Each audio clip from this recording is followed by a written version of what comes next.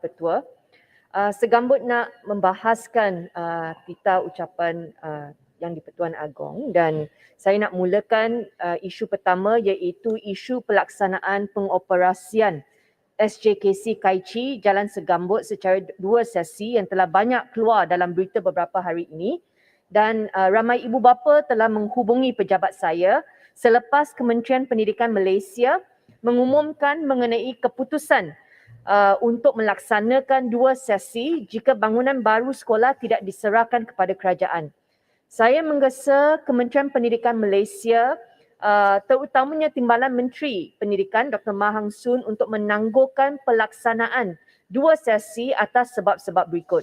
Pertama, tidak mencukupi ruang untuk mematuhi SOP COVID-19 sedia ada jika bangunan baru tidak dapat digunakan.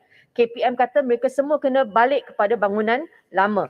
Dan kesesakan trafik yang teruk di Jalan Segambut kerana sesi pagi dan sesi petang akan bertembung untuk pick up dan drop off. Gangguan kepada sistem aliran trafik sedia ada akan menjejaskan semua penduduk kawasan Parlimen Segambut kerana jalan di depan sekolah ini adalah arteri utama kawasan Parlimen Segambut. Yang ketiganya, sekarang bukan masa yang sesuai untuk mengubah segala pengendalian operasi sekolah memandangkan kes COVID-19 sangat tinggi di Malaysia sekarang. Setiap hari kes beribu-ribu masih berlaku. Saya juga menyokong penuh pendirian Lembaga Pengurus Sekolah, Board of Governors, dan Persatuan Ibu Bapa dan Guru PIBG yang telah mencadangkan sewa ataupun pajakan bangunan baru dengan kadar nominal kepada KPM seperti RM1 sahaja. Dan saya berharap KPM akan segera mengadakan perbincangan untuk meneliti cadangan daripada pihak ibu bapa dan guru. Saya juga berpendapat masalah perundangan tidak seharusnya menjadi halangan kepada operasi bangunan baru kerana bangunan baru telah pun digunakan sejak tahun 2018 dan struktur keselamatan bangunan baru bukan satu isu dalam kes ini. KPM mesti segera menangguhkan pengoperasian sekolah secara 2 sesi kerana syarat ini langsung tidak praktikal untuk dilaksanakan, dengan izinnya impractical and impossible to implement dalam suasana kes COVID-19 yang tinggi, dan keselamatan pelajar mesti diberi keutamaan. Kementerian kedua, Kementerian Dalam Negeri KDN. Saya nak menyentuh isu tanah reserve untuk balai polis. Bukan saja balai polis, kita lihat balai-balai yang telah diwatakan untuk balai bomba, klinik kesihatan. Sewa diberikan sekarang untuk tapak yang belum dibangunkan. Sewa diberikan kepada pihak ketiga dan ada juga pihak ketiga yang sublet kepada orang lain. Saya nak mulakan dengan meminta KDN sebagai permulaan berikan senarai tanah-tanah reserve seperti ini di kawasan Kuala Lumpur. Berapa sewa yang sedang dikutip oleh pihak KDN untuk tapak tanah balai polis di Kuala Lumpur. Saya tahu ada yang bayar sewa kepada KDN, mungkin sewa nominal, tetapi pihak ketiga ini kemudian keluar menyewa tapak ini untuk tujuan komersial. Jadi sepatutnya sewa seperti ini diberikan balik, dipulangkan balik kepada kerajaan ataupun gunakan sewa yang telah dikutip selama ini untuk bangunkan tapak baru, balai baru untuk polis. Kalau kita lihat kebajikan polis sekarang agak teruk, perumahan mereka tak cukup, office mereka kawasan kecil, bilik kecil, tak cukup tingkap untuk ventilation, dan dalam PKP kita lihat sekarang jangkitan kes COVID kalangan pegawai polis agak serius juga. Jadi saya minta kebajikan polis dijaga, diutamakan oleh KDN dan pastikan tempat bekerja dan tempat tinggal mereka selesa untuk mereka mematuhi SOP. Kalau polis sendiri, tempat tinggal mereka tak mungkin untuk mereka mengamalkan diri dengan SOP untuk menjaga kesihatan mereka, susah untuk mereka keluar melaksanakan ataupun menguatkuasakan SOP yang dibuat oleh kerajaan. Untuk MC pula, semasa PKP ramai yang telah kehilangan kerja, dan kita tahu juga semasa PKP trend online gaming ataupun judi online berleluasa. Jadi apakah usaha yang telah diambil oleh MC untuk blok IP address semua site ini? Saya rasa tidak mungkin, tidak mustahil MC tidak tahu. Dan saya tak nak melihat MC kata polis harus ambil tindakan dan polis pula bertanya kenapa MC tak boleh block IP address ini ya. Isu seterusnya KPKT, Proposed Residential Tenancy Act RTA ataupun cadangan kajian dan penggubalan Akta Sewaan Kediaman yang sedang dijalankan untuk mendapatkan maklum balas penduduk secara online. Saya menerima banyak bantahan penduduk yang mengatakan cadangan untuk kerajaan menyimpan deposit untuk perjanjian sewa adalah satu tindakan birokrasi yang tidak wajar. Seharusnya duit ini disimpan oleh pemilik rumah dan bukan kerajaan, duit deposit.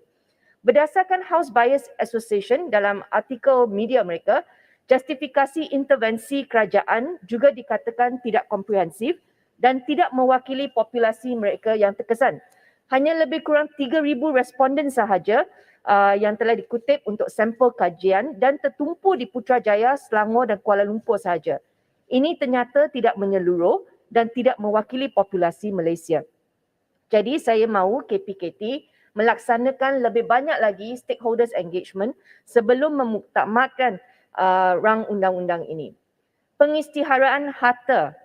Dulu semasa Pakatan Harapan mentadbir, proses ini dilakukan setiap tahun dan dilaporkan online untuk semua rakyat mempunyai akses.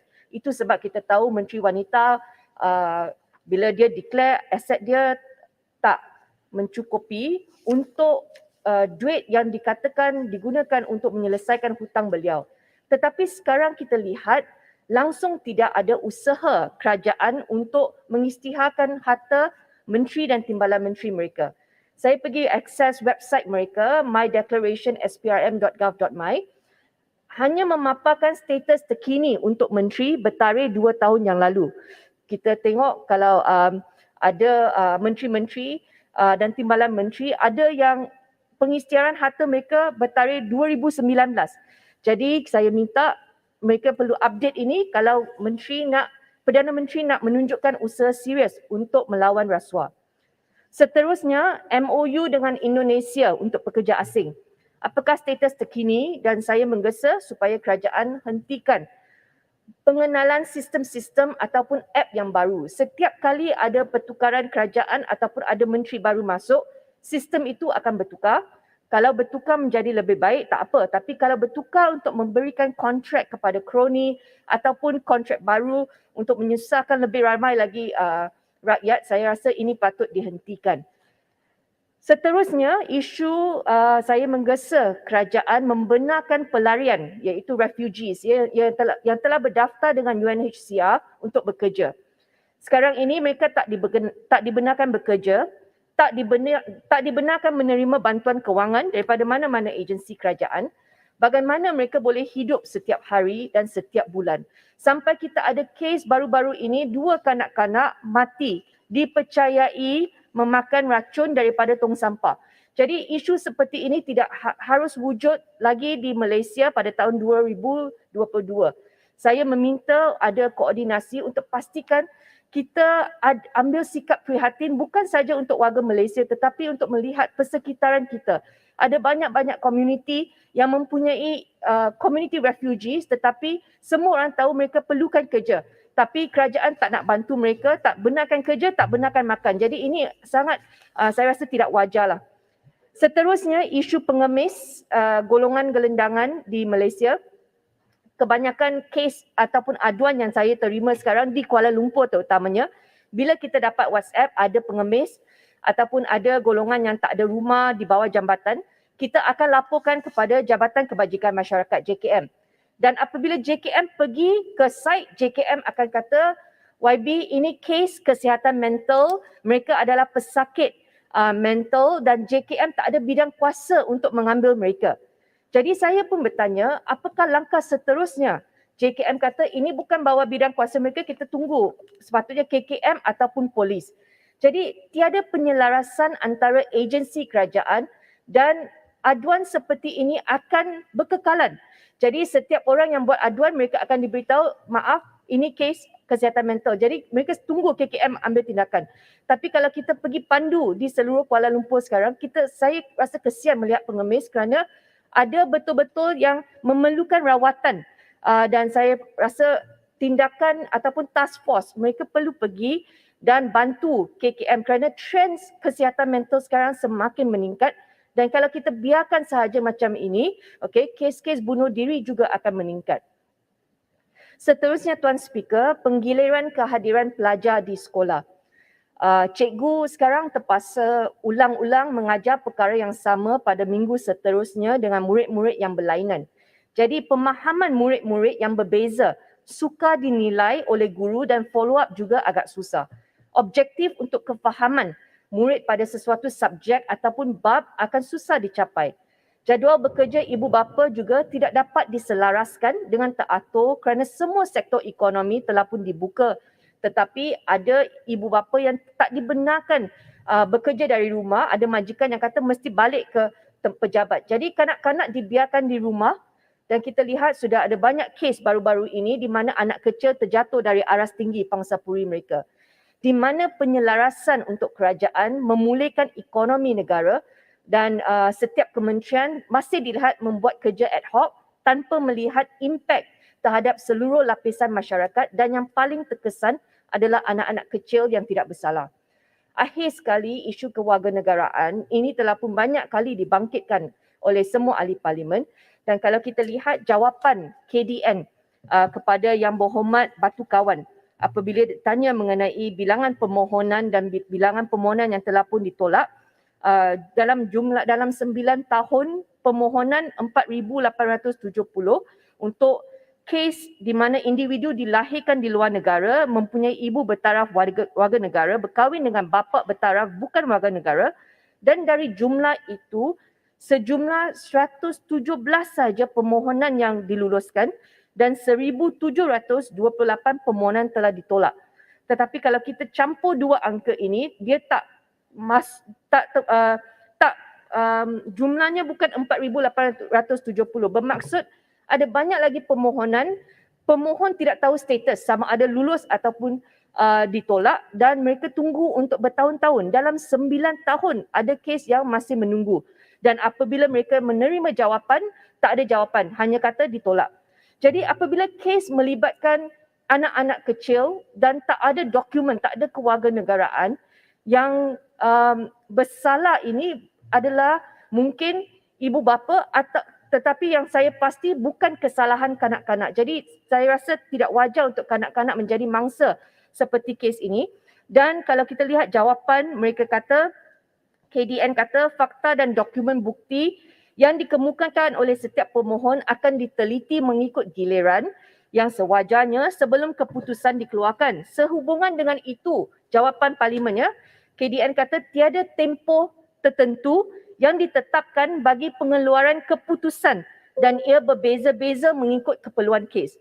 Bila kita ada generik kuasa mutlak seperti ini di dalam tangan seorang menteri dan pemohon ataupun rakyat yang nak betulkan permohonan mereka, mereka tidak ada tempat di mana mereka tak ada garis panduan yang jelas untuk mereka ikuti dan kes seperti ini saya rasa tidak wajar lagi kita berikan hanya dalam tangan satu menteri. Jadi saya menggesa supaya Perdana Menteri melihat semula kes kewarganegaraan yang melibatkan anak-anak kecil terutamanya dan membantu keluarga-keluarga yang terjejas. Dan ini termasuk kes pengangkatan adoption cases di mana perintah mahkamah telah diberikan kepada ibu bapa tetapi mereka tidak dapat kewarganegaraan untuk anak kecil tersebut. This is too cruel in today's world, in today's time to impose such uncertainty on these affected families. Itu saja yang saya mampu bahas dalam masa yang singkat ini. Saya ucapkan terima kasih kepada Tuan Speaker.